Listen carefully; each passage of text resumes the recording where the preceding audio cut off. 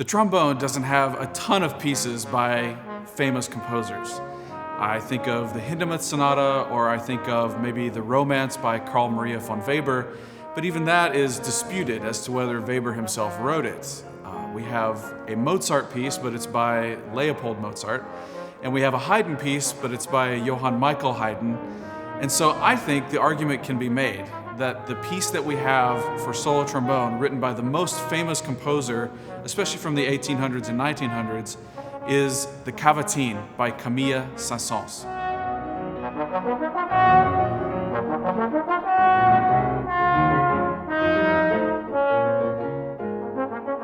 The piece was written in 1915 and used as an examination piece at the Paris Conservatoire in 1922, shortly after the composer's death.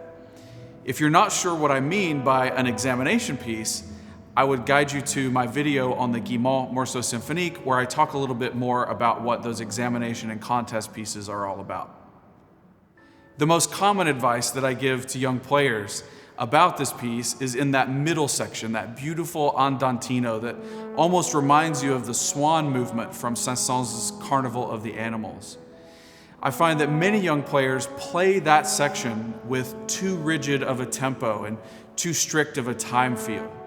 It's totally understandable because as a young player, you're often told, play with a metronome, don't rush, don't drag, and definitely the beginning and ending of the piece benefit from a stricter time feel.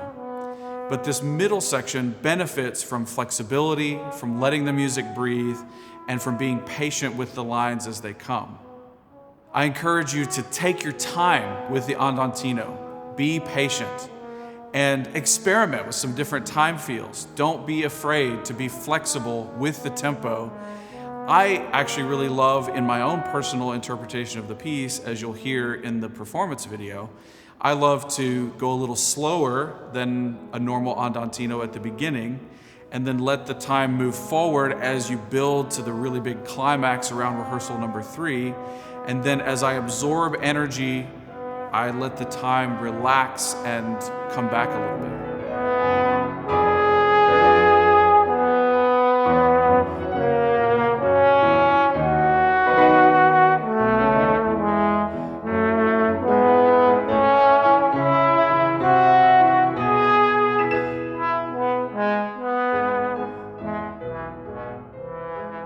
Pay attention to the title.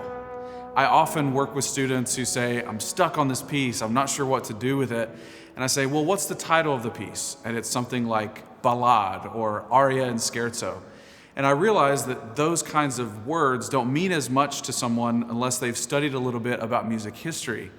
But those words actually do have implications for the way you would prepare a piece and the way you might conceptualize a piece. This piece, being called the Cavatine, has certain implications. The term Cavatine or Cavatina comes to us mostly from the world of opera. It sort of tells us that it's a short song, short relative to an aria or a recitative, with a fairly simple form.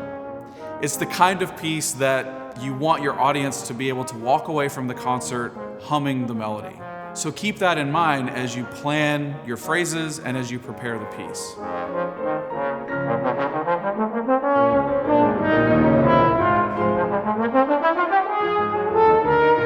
Even when the music is fast and exciting and loud, it's still a cavatine and should have that lyrical and singing style to it.